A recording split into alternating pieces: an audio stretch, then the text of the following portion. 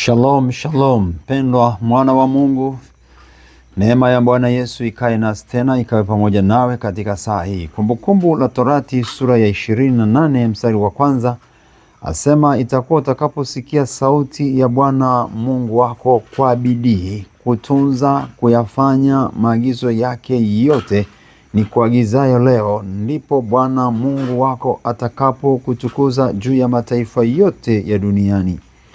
Na baraka hizi zitakujilia na kukupata usikiapo sauti ya Bwana Mungu wako.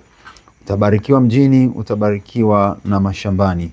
Utabarikiwa uzao wa tumbo lako na uzao wa nchi yako na uzao wa wanyama wako wa mifugo na maongeo ya ng'ombe wako na wadogo wa kondoo zako.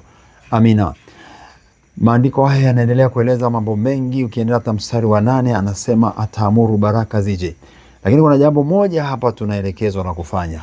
Namba 1 anasema kutii sauti ya Bwana. Tena anasema tukiitii kwa bidii, tukisikia kwa bidii, tukachukua hiyo sauti. Anasema ndani yake kuna maagizo ambayo anatuagiza. Tukimtii Mungu, tukitii maagizo yake, tukitii sauti ya Bwana, baraka nyingi zinatujilia. Anasema kwa baraka nyingi ambazo ni za mjini. Kwa hiyo tukiwa mjini kuna baraka tutazipokea. Tukiwa mashambani kuna baraka tutazipokea. Tukiwa nyumbani kuna baraka tutazipokea. Anasema tuingiapo na tutokapo, tutatoka na baraka, tutarudi na baraka. Kwa hiyo sio laana wala mikosi. Mungu wetu hana mikosi wala balaa. Yesu wetu ametuletea baraka na ushindi. Basi tunaamini hivyo na ndivyo itakavyokuwa kwa jina lake. Itakuwa utakaposikia sauti. Je, unaisikia sauti ya Mungu na kuifuatia? Unaitii hiyo sauti ya Bwana?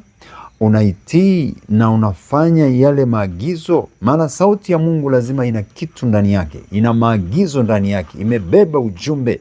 Basi hata sasa unaisikia sauti hiyo, itii.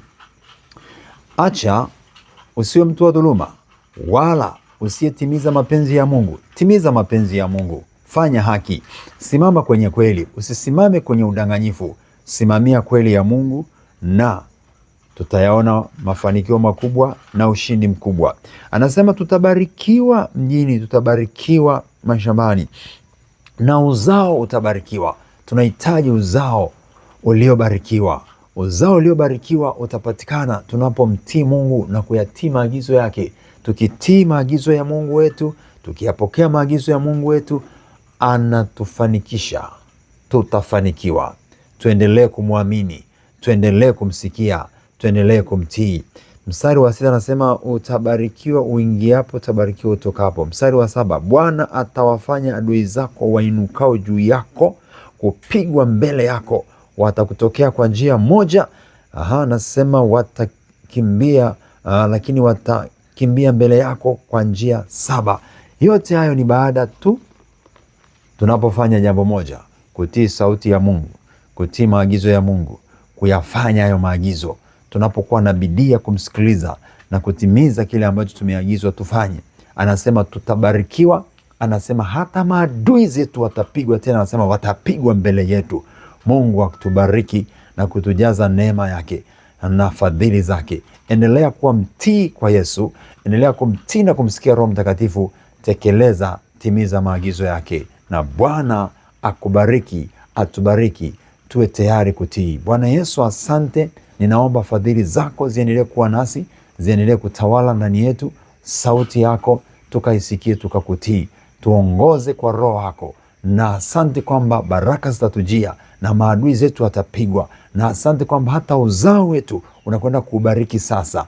Tuongoze Roho mwema, tuwezeshe kwa uweza utokao juu, ili tutimize mapenzi yako. Asante Mungu mfalme mwenye utukufu na nguvu, katika jina la Yesu. Na iwe sasa kwa utukufu wa jina lako. Amani na baraka ziwe na mpendwa huyu asikiaye, ajazwe kuelewa na kufahamu sana, kwa jina la Yesu. Amen. Barikiwa sana.